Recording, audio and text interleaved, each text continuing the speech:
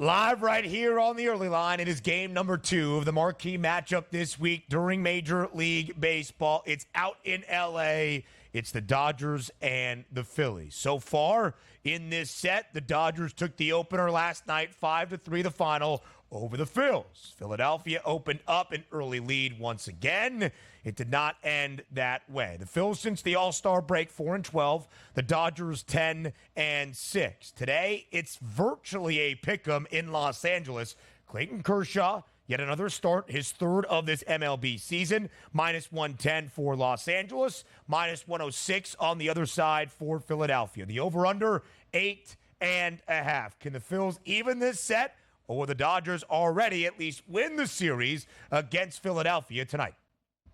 They should. If this was 10 years ago, Clayton Kershaw, Dodgers, Chavez Ravine, it should be an easy victory for the Dodgers. I don't think that's going to be the case because of what we possibly are getting out of Clayton Kershaw tonight. But we'll start here with the Philadelphia Phillies side of things. Christopher Sanchez on the mound looking for a bounce-back effort. And quite frankly, the Phillies' entire lineup is looking for bounce-back efforts on a day-to-day basis. But if we are looking at just the power numbers for Christopher Sanchez against him this year, he's a left-handed pitcher. Take a look at this. Lefties and righties combined, Ben, an 0.75 ISO. That is tremendous. Last 30 days, it does rise a little bit to 0.94, which means he's going to keep the ball in the ballpark and also limit the damage of triples and doubles, hopefully holding them to singles. But also, you got to take a look at who he's going up against. The Dodgers, typically, it's like, hey, that's a pretty good hitting team. Not against lefties and not over the past 30 days, Ben. You take a look at this lineup. Teoscar Hernandez and Freddie Freeman, 26 at-bats and 21 bats combined, along with Ahmed Rosario, have solid numbers ISO power-wise and weighted on base percentage. The other guys, Shohei Ohtani, Will Smith, Pajes, Hernandez, Lux, and Ahmed have been dreadful against left-handed pitchers. So Sanchez in a pitcher's ballpark brings his A game. You think runs might be of a premium here to the Dodgers. Now let's flip it over to Clayton Kershaw, who again, we're not dealing with Clayton Kershaw, the ghost of the past when he was maybe the most dominant pitcher in Major League Baseball. He's a left-handed pitcher that really struggles with right-handed batters. But this Phillies lineup, if you're looking at the first 6 batters, 5 of those guys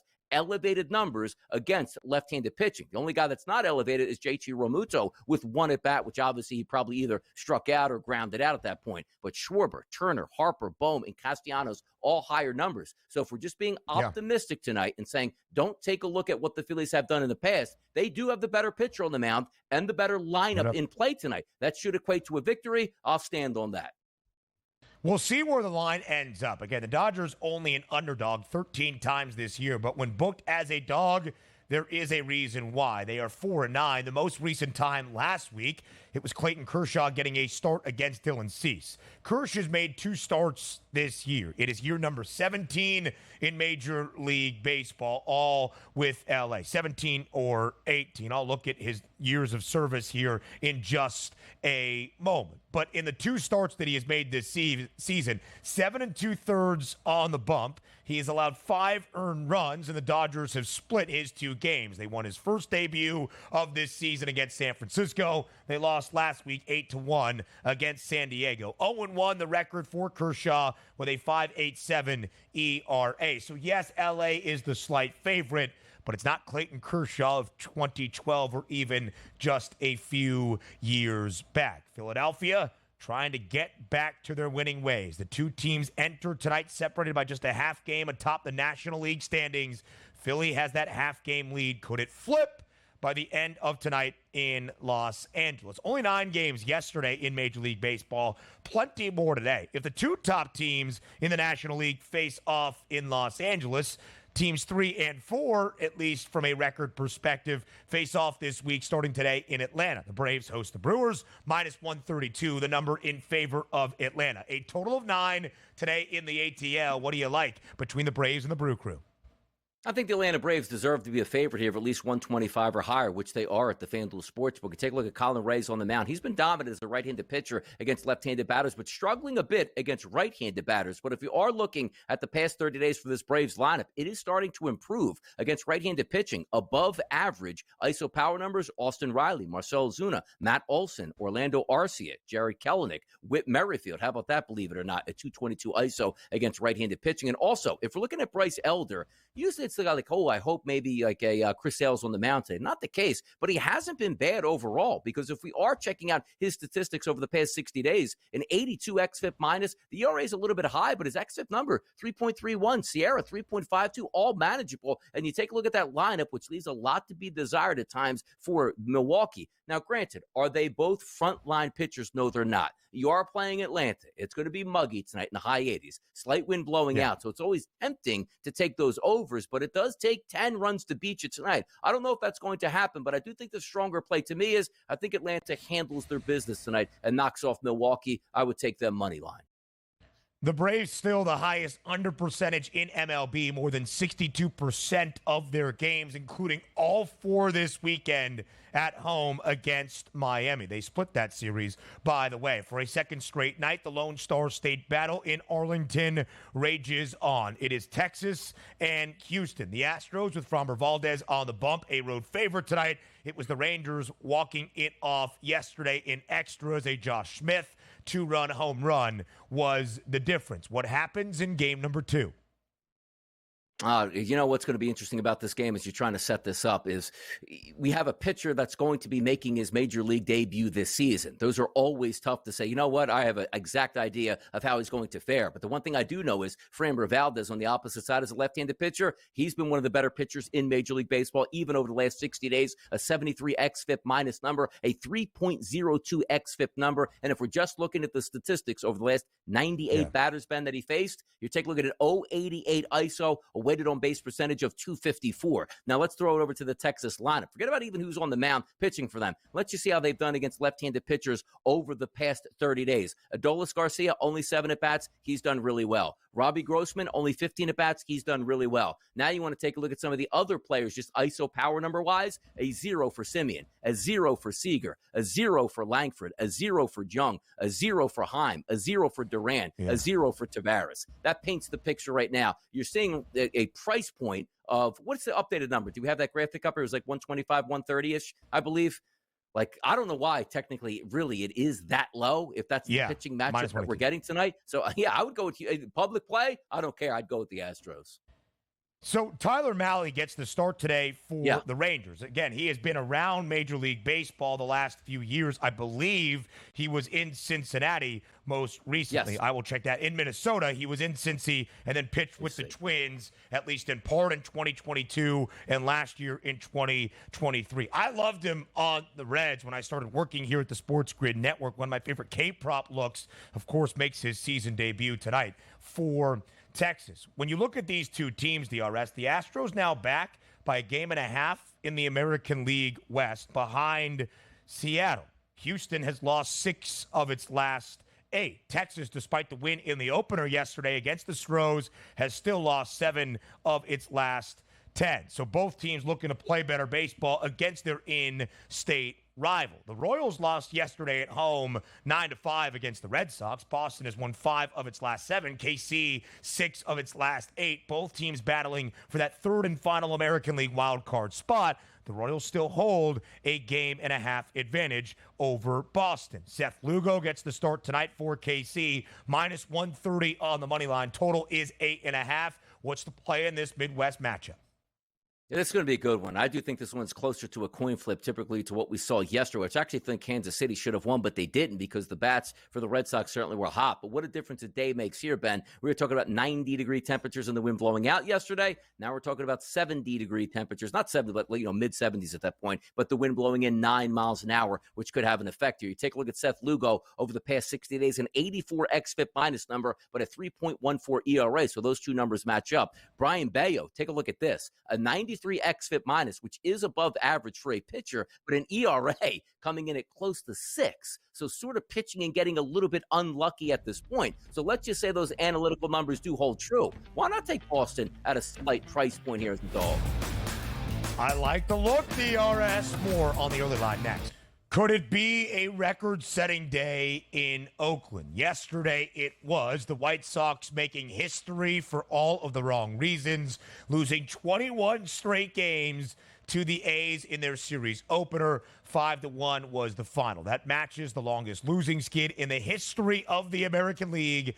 tying the Baltimore Orioles back in 1988, who started that season 0-21.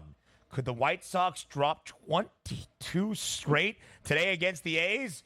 The Athletics nearly a $2 favorite to do it once again. Joe Frizo, well done. Feeling 22. That is a good headline. 8.5 is the total for today's game by the Bay. 22 straight losses, DRS. Is it going to happen tonight?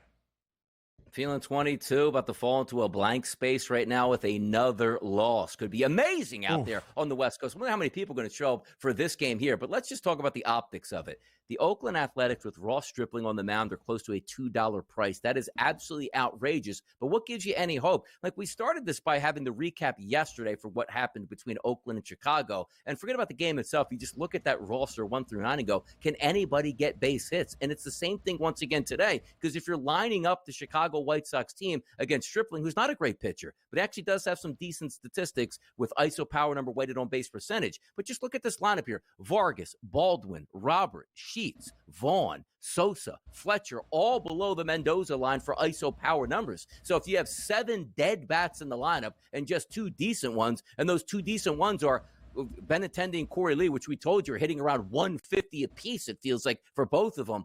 I don't give too many high hopes, but also now you're taking a look here. Like, forget about the X's and O's on the field and who actually has the better statistics. You have one side that really doesn't want to lose 22 straight games. Why? Because it's embarrassing, and you're setting yourself up for historic numbers in the wrong direction. But also, if you're Oakland, man, you guys just lost to a team that lost 21 straight. That's terrible. So it's almost like you have like the competing sides. Like, we don't want to be embarrassed, and the other side doesn't want to be embarrassed at the same time. But I don't know who's betting on the White Sox. That is a dead team walking in a dead environment in Oakland. They'll probably get blistered again today.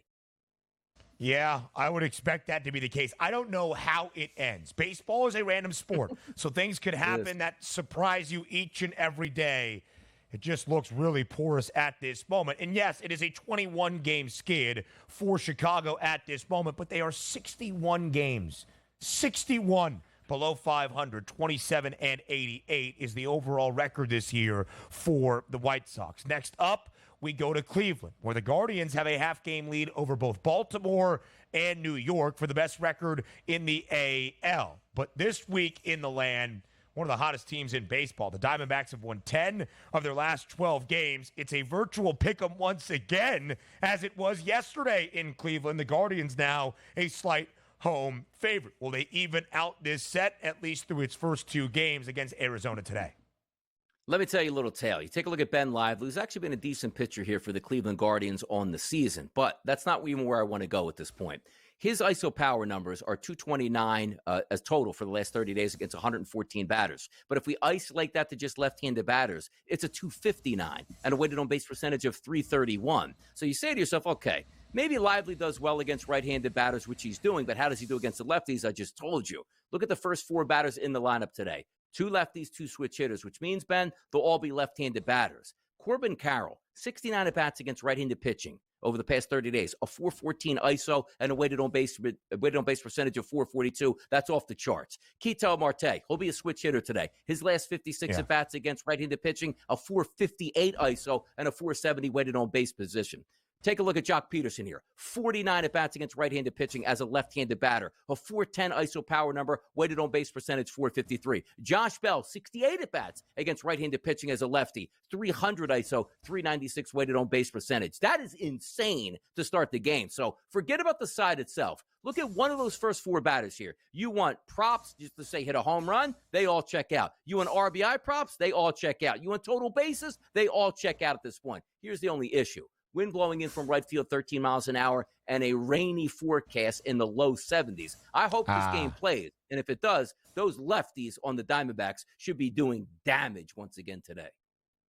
Yesterday, DRS tried to fade David Festa, the starter for Minnesota. He was sensational. 5 innings of shutout work, striking out 9 as the Twins won the opener in Wrigley 3-0 over the Cubs. A great pitching matchup today. A dead even pick of -108 on both sides with a total of 6.5. It's Shota Imanaga for the Cubs. It's Pablo Lopez on the other side for the Twins. What do you like at Wrigley? Is that what it is now? Like, let me just get, yeah, it is. And by the way, some outlets are a 6 even right now. Say, this doesn't make sense. And it always goes back to the notion, like, we understand. Like, you don't have to hit the ball in the air and hit home runs to score runs. You can have singles and doubles and still do fine. But there is the wind blowing here consistently at just around 20 miles an hour, dead in from center field. And you don't have pitchers that are susceptible to the long ball getting waylaid out there. You have 2 good pitchers on the mound. But I got to tell you, is this one of those, we usually break this out for football season, Ben. Principal plays, a 6. Don't you feel the obligation to take over the 6? I mean, honestly, it's like an NFL game that they go, hey, it's going to be bad weather, but it's going to be 30.5 points. You're like, wait a second here. Sometimes you just have to say, throw this game out. I understand the weather. What happens if the wind isn't so bad at game time here? And you're going to give me a 6? Come on now.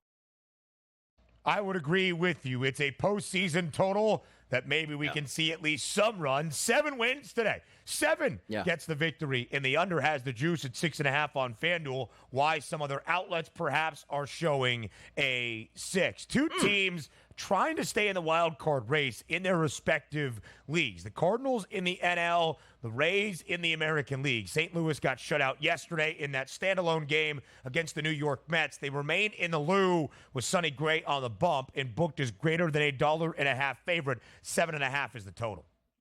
And Sonny Gray is the best XFIP minus number on the card here, Ben, at a 69. His ERA over the past 60 days is right around a 4.5, which is bad. But that XFIP number, 2.80 and a nice CR of 3.09. Sonny Gray should be able to step up to the plate against a lineup I don't love for Tampa on the road. They need a bounce-back performance after getting embarrassed yesterday, and I think they get it with Sonny Gray. Jeffrey Springs gets the start. Is it his debut here in this MLB season? He was off to a great start. Yeah, he's got a previous start, I think. Yeah. Second start. He was great last year for Tampa to start the season. DRS, enjoy the money line. We'll talk tomorrow. More on TEL comes your way next.